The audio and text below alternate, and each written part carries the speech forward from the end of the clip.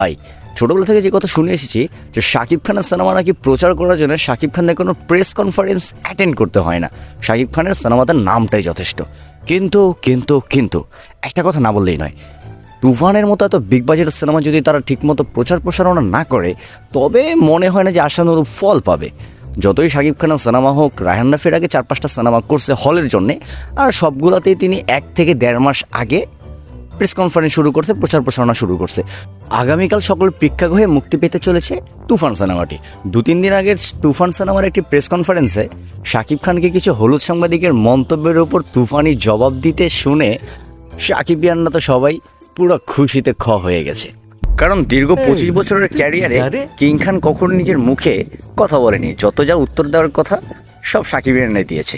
সেদিনের প্রেস কনফারেন্সে শাকিব খান বলেছিল, ঈদ ও ঈদের বাহিরে সিনেমা রিলিজ করে নিজেকে প্রমাণ করতে করতে 25 বছর পার করেছি, এখন আর